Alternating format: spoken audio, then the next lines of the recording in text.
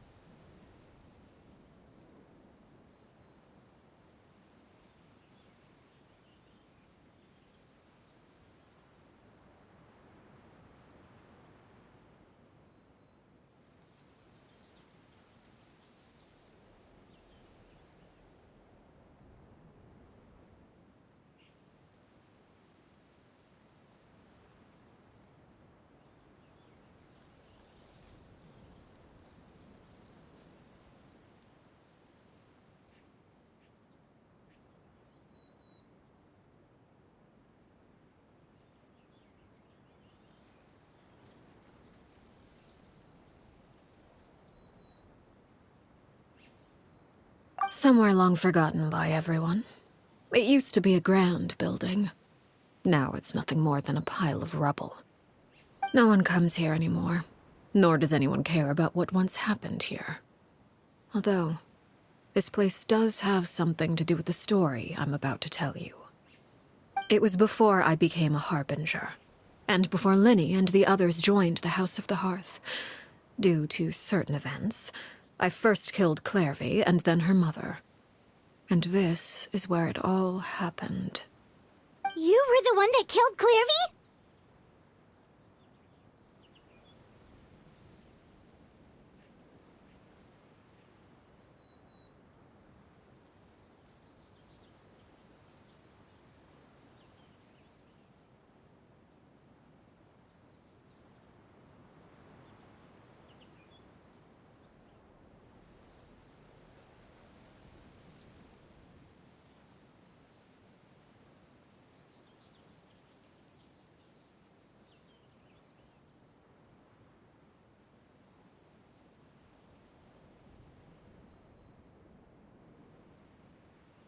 Patience now. Allow me to explain Clairvy's side of the story first. I'll start from the beginning. Clairvy was 6 years old when she was brought by her mother, Crucibina, to live in the House of the Hearth. From the outside, it seemed like a fairy tale. A thriving family made up of kind adults and friendly children. Crucibina was the knave at that time, and the House of the Hearth was under her control. She was Clairvy's mother by blood, but she was also the mother to all the children in the house. Clairvy was happy here, for a time.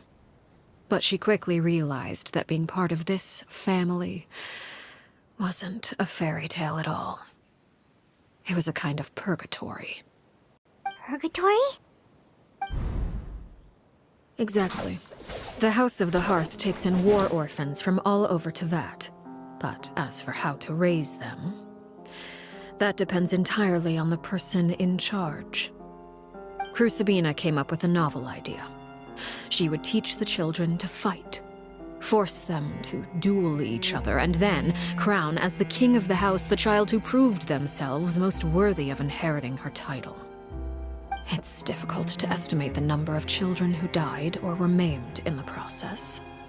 There's little I can say about the ones who died. The ones that emerged with permanent injuries, on the other hand, well, they still served a purpose. They would be handed over to the doctor to be experimented on, or sent away on dangerous missions. Nothing more than tools to be used and then discarded. So those were the experiments Clairvy was talking about. But what actually happened to her? You said that Clairvy was Crucibina's daughter, so if Clairvy tried to convince her to stop what she was doing, Crucibina probably would have listened, right? Despite being Clairvy's mother, Crucibina cared little for her daughter. She forced Clairvy to join the House of the Hearth only as a means to demonstrate her own impartiality as a mother, to prove that she treated all her children equally. Clairvy did try to convince her mother to change her ways, but it was to no avail. After her efforts failed, the only other option was to rise up and try to fight back. Unfortunately, the other children had already been thoroughly indoctrinated into the illusion of happiness Crucibina had created. Of course, there was one exception. Someone Clairvy's age who knew the truth about the House of the Hearth. Her name was Peruere.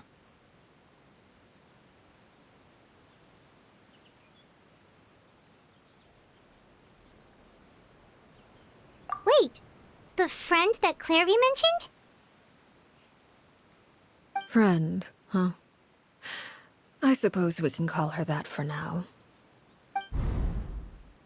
Clairvy was a cheerful and passionate person with a tenacious spirit. Peruere, on the other hand, was rather cold-blooded.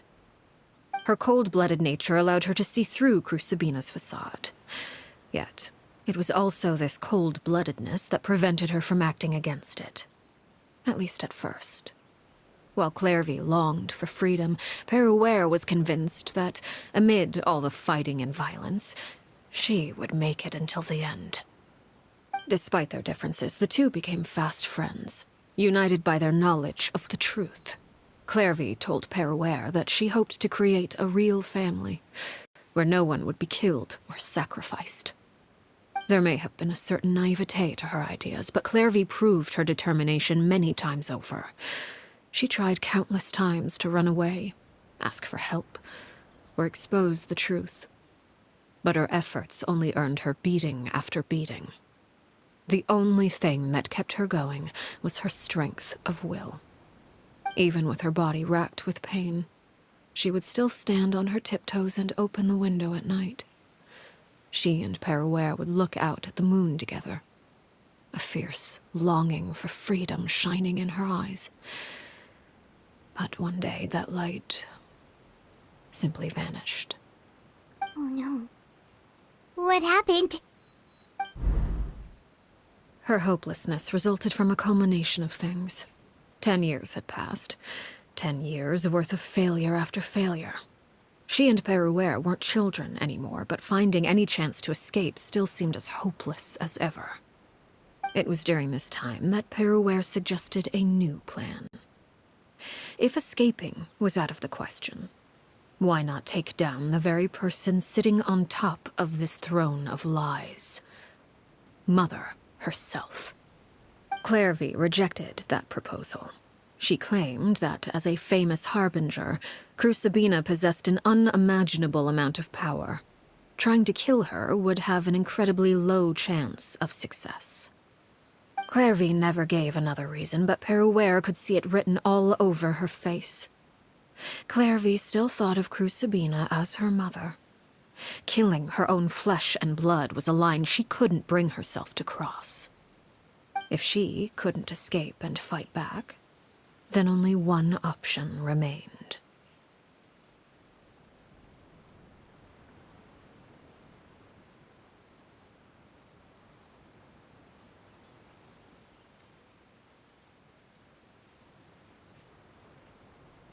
Precisely. Death was the only way that she felt she could be free. It happened during a duel. When she arrived at the dueling ring that day, her partner turned out to be none other than Peruere, the very person that had stood by her side all those years. It was a fierce battle, but ultimately, Clairvy decided to let Peruere end her life. From that moment on, Peruere's journey was one written in flames. When the rain finally came and washed it all away, there she stood, the sole victor in Mother's endless game of slaughter. A trail of corpses strewn across her path to success. It was the very result she had predicted 10 years prior. Even then, she believed she would make it until the end. She wasn't surprised by the fact that she emerged as Mother's undisputed heir. Rather, her success left her with an inexplicable sense of restlessness. She was unsettled, and there was only one thing that could quell that sensation. Perhaps you two would like to take a guess as to what it was?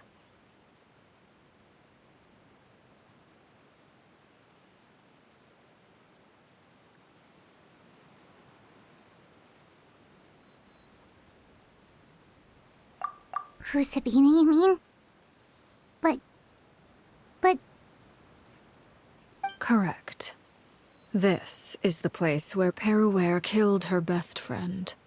A mere year later, this is also the place where she fought tooth and nail to kill the mother they shared. The moment she acted, any conception of what was right or wrong ceased to matter. It's one of the principles of the house. Only those who survive get to write the rules. Peruware won the battle, and became a harbinger herself. After which Her Majesty, the Tsaritsa, bestowed upon her a new name. ARLECCHINO. So the Perry Clairvy was talking about... It was you all along. You're Peruware. Arlecchino is just a name you got later. I left that name behind long ago. I must say, hearing it now does bring back memories. After I defeated Crucibina, the moniker of Mother died with her. I chose to forego the title she called herself, and even chose to give up my own name. I rebuilt the House of the Hearth under a new identity. Not only as Arlecchino, but as father. And that is where the story ends. Any more questions? Yeah. Based on what you just told us, Clairvy wasn't a little kid when she was killed. So the Clairvy we met... Was she really a spirit at all? I suppose you could call her an illusion born of flame. Her existence is like ashes to a fire. Something left over in the wake of blaze and ruin. You see, a certain power runs through my veins. It's not unlike a curse. My flames leave behind shadows of anything they consume. Of course, the chances of those shadows morphing into a sentient entity are exceedingly slim. Clairvy is a very special case. Clairvy died when she was 16 years old. But what emerged from the flames was her 6-year-old self. Her appearance wasn't the only thing affected. Most of her memories were lost to the blaze as well. Memory is a mysterious thing indeed. Losing a portion of your memories will alter your sense of self. Lose 10 years' worth, however, and it would be like living in the past. Like returning to a version of yourself that never grew up. No wonder Paimon got such a weird feeling when we were talking to her. Perhaps I should put it this way. Clairvy is someone trapped in time. It may seem like she exists with us in the present, but she truly lives in the confines of her own past. So if all of that is true, then you must have known about Clairvy for a long time. Indeed. She's a rather volatile and unstable entity. Sometimes she would look after the children. She's even saved some of their lives. But other times, she would hide from me and become obsessed with revealing the truth about the house to anyone who will listen. Shadows don't have the capacity to learn or grow. Any new information they encounter is quickly forgotten over time. Your attempts to expose Clairvy to sunlight. They failed, yes? The reason is actually quite simple. In Clairvy's mind, the house is impossible to escape, and it is this very perception that traps her there. But no matter. All I have to do is kill her again, and all will be resolved. I don't anticipate so much as a single speck of ash will be left behind this time. Wait! Paimon can understand why you might want her gun, but isn't there another way? So what if she's trapped in her 6-year-old self? She's still your friend! At least talk to her first!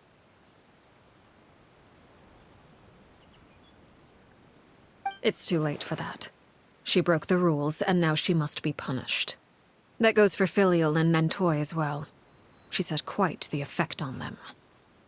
I hope you understand. The difference between Crucibina and myself lies in our formulation of the rules, not our policy for enforcing them.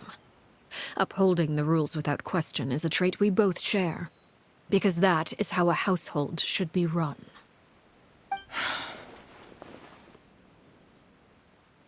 Is this really what you want to do? Whatever could you mean? Don't you want to say a proper goodbye at least?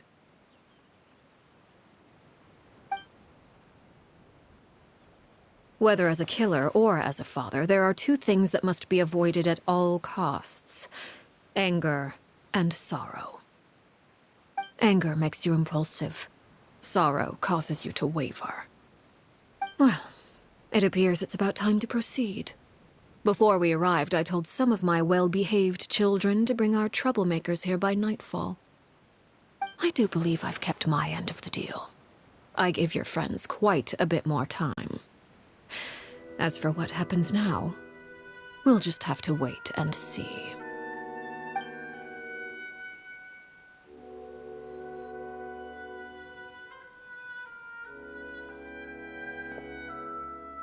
Here they are, Father. You gonna execute him? Seeing something like that would actually be a first for me. Lyney! I'm sorry. I heard about how you helped buy us more time. But I still failed. I couldn't find a way to fulfill her wish. Huh? Are you... Perry? Indeed, it's been a while, Clairvy. Perry! Shh, stay right there. I'm sorry to postpone our reunion, but first I believe certain scores need settling.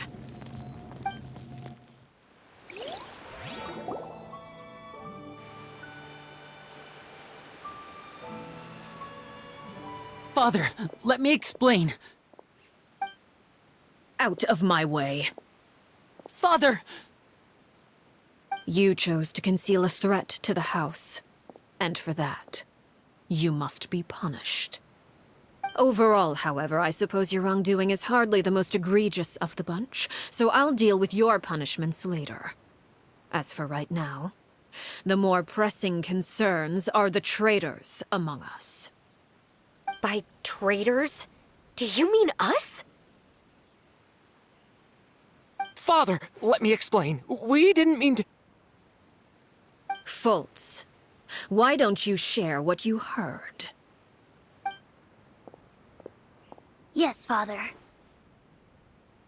Secret Midnight Meeting number 3. Participants, Filial, Nantoy, Sato, Toddy. Nantoy clearly said, "If only Father wasn't the one who took us in." Sato added, "I'm sick of this life. I just want to live as a normal person." Filial was the worst of them all. She called us crazies and said a bunch of mean things about Father. I did not! You're lying! Fultz is trying to frame us. It's not like I'm the only one who heard those things. After that, you and Toddy and a bunch of other people started talking about Clairvy. You were using all those things Clairvy brought up as an excuse to question Father. We're birds locked in a cage. The only way out is to destroy it. That's what you said, wasn't it? You little. You just want me gone, don't you? What did I ever do to you, huh? And you, Sheplo, have you forgotten who stood by your sickbed, watched over you, and changed your dressings? Come on, let's hear it then. What's your reason for all this?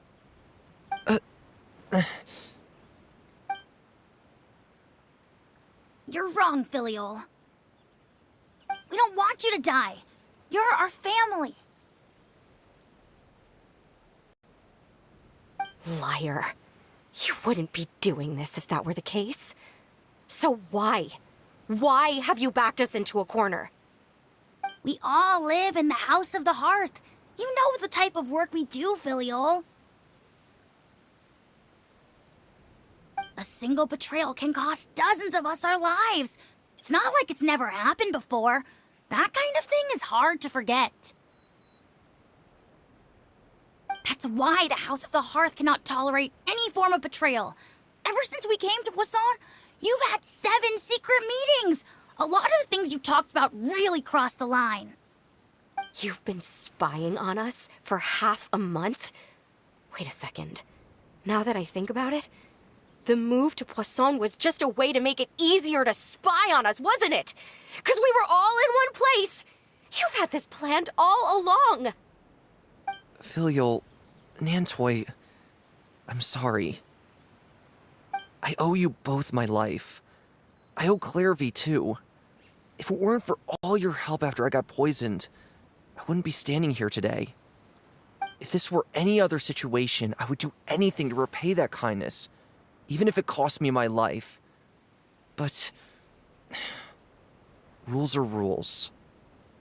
I'm sorry. My hands are tied. Why? Why? That's enough, Filial.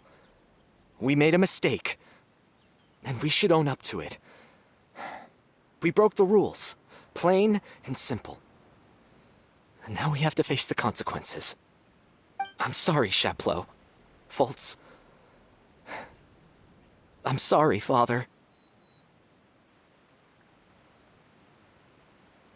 We accept our punishment. Chapleau, according to the rules of the House of the Hearth, how should these traitors be punished? All those who betray the house pay with their lives.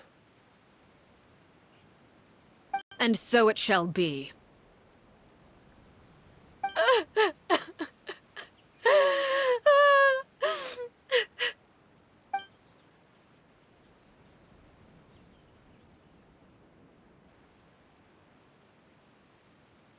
Father, please wait!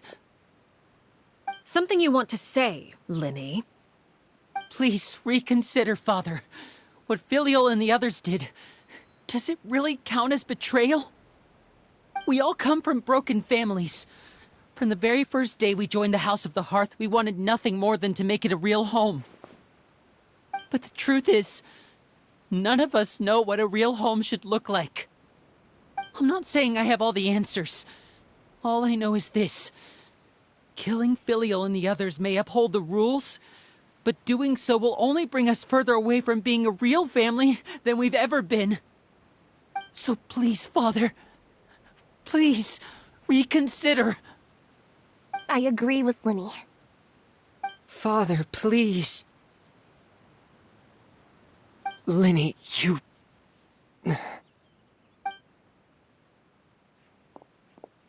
I also agree with Lyney.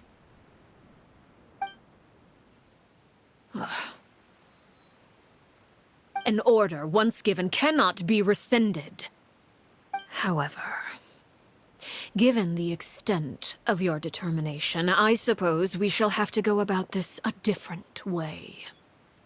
Draw your weapons and face me. Our weapons? Father, are you referring to a duel? Precisely. The rules of the house will not be altered. Traitors must be punished.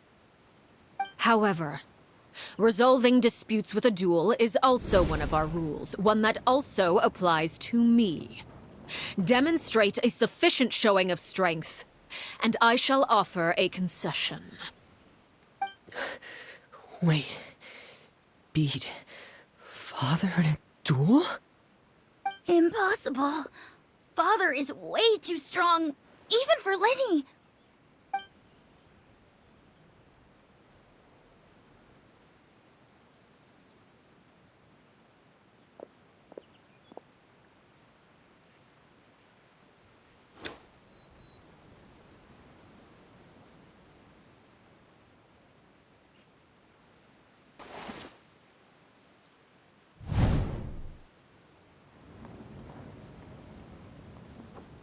Did you hear that, Traveler? Lyney and the others have to duel the knave. What should we do? Can they really win something like that?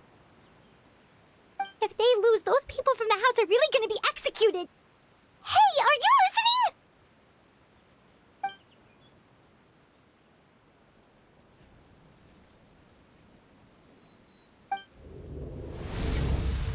Don't you want to say a proper goodbye at least?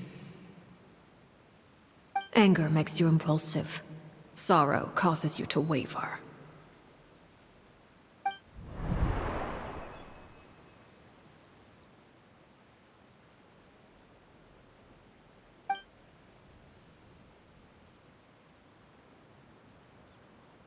Oh. Looking at that expression on her face, she seems really serious about this. Guess that means there's no chance she's throwing the duel on purpose, huh?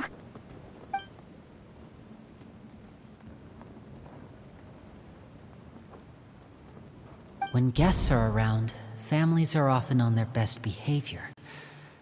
And any disputes are less likely to escalate. When the time comes, make the choice that you deem most appropriate in the situation, and lend your help to the House of the Hearth. What's wrong, Traveler? Hey, where are you going? Traveler?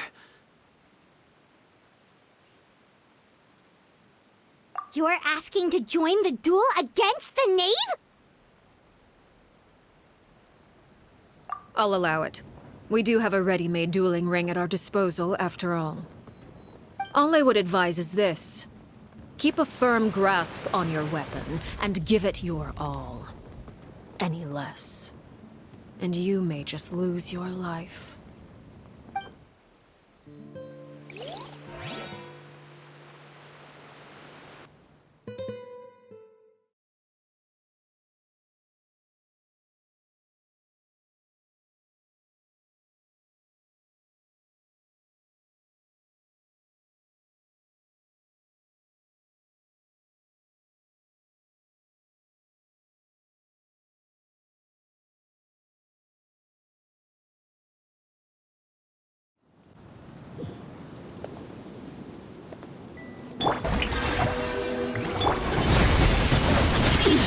Is it my turn now? This is where with these rising flames! Shower me with praise! Let the world come alive! Closer now. Watch out for Father's movements!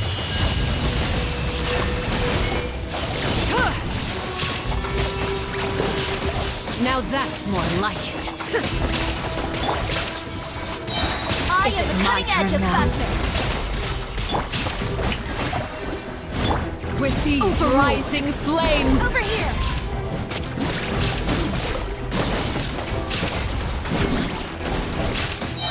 With the fall of darkness, destruction shall rise. The countdown has begun. Have a taste of purgatory. Now you shall perish! Getting here! With these rising flames!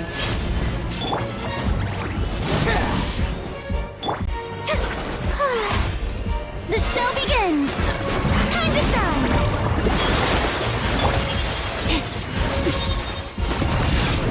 How am I detached from who's next? World. And voila! Trapped like a bunch of helpless ants. Is it my turn now?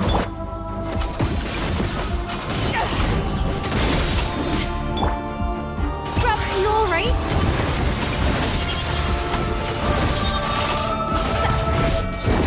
How amusing. May I present?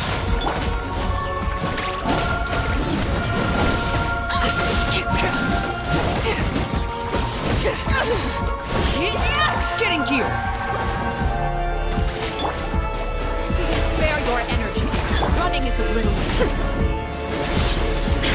There is no escape!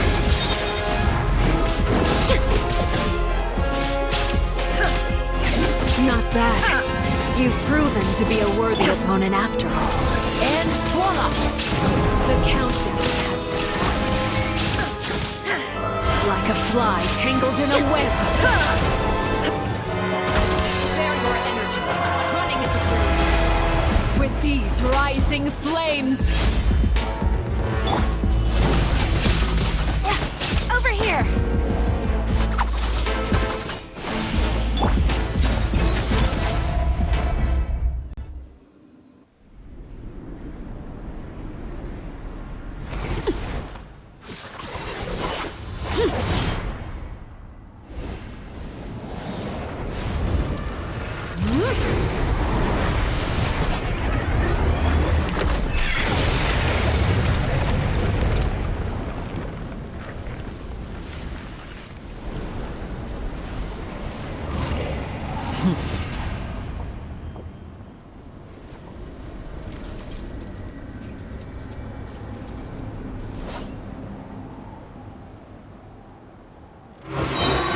Kindness has been seared away. The show begins! My blade is all that remains. Illusion shattered!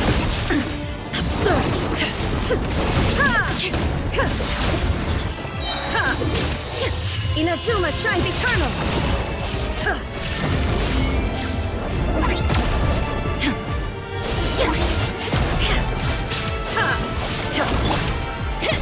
I am the cutting edge of fashion. How brilliant! Let lyney echo it!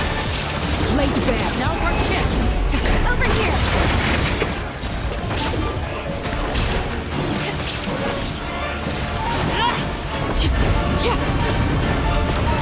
The sun and moon have set. Only ruin remains.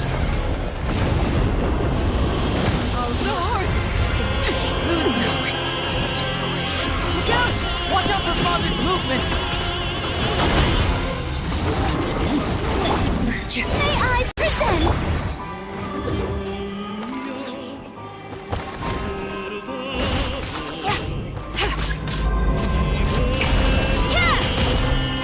Now's our chance! Over here! Your punishment made manifest.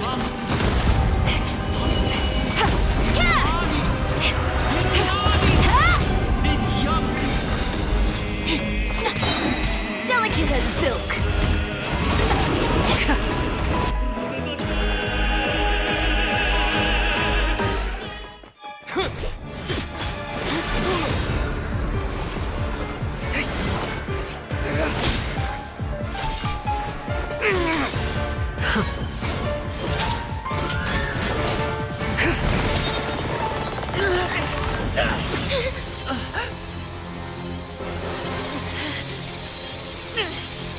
You should know better than to crowd in one place.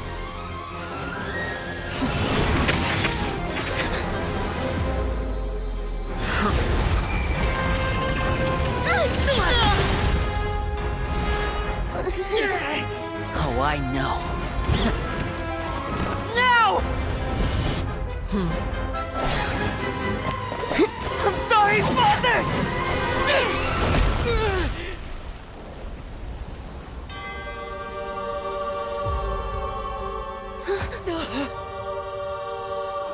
Sorry for what? This pitiful excuse for an attack.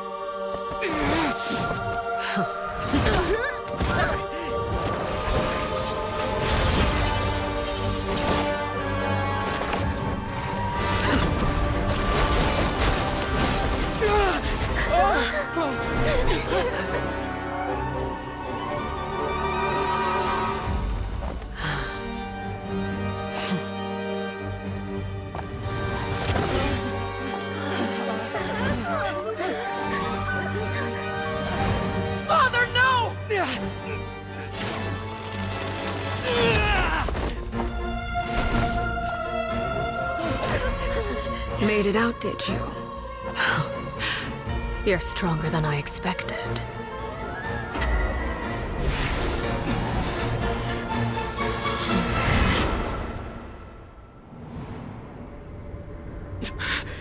A crimson moon?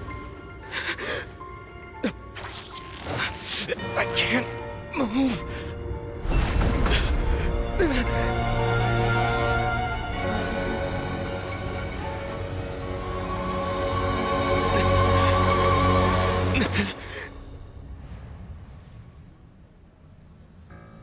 Still, not strong enough to beat me.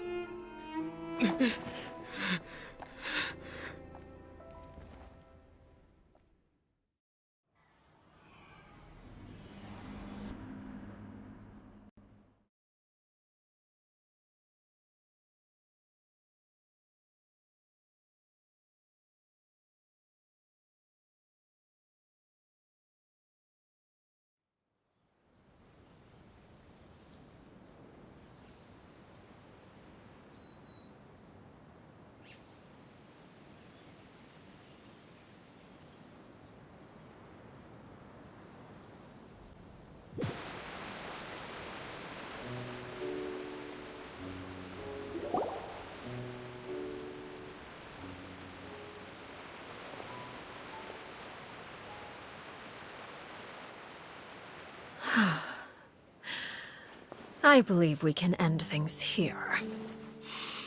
It's not often that we get to enjoy the company of guests, after all.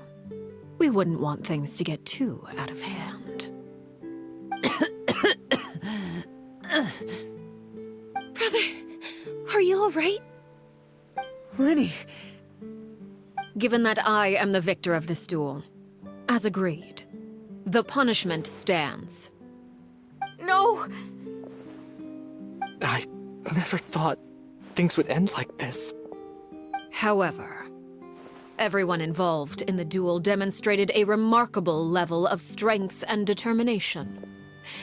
In light of this, I'm prepared to change the method of execution. Elwar, the bottled flames I gave you for safekeeping. Do you still have them? Yes? I wasn't sure what they were for, but I've kept them super safe.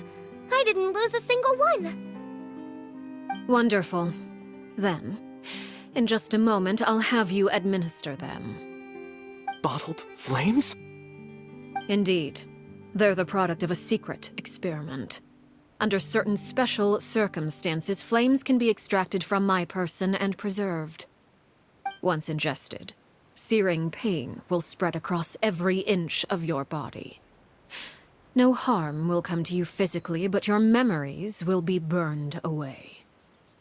If you can withstand the pain, when you awake, you'll have forgotten everything you know about the House of the Hearth, and will be expelled from the organization.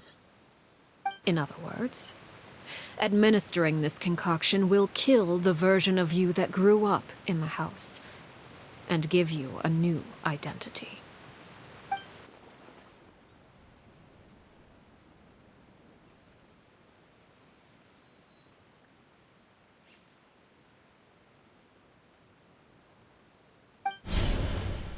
Memory is a mysterious thing indeed.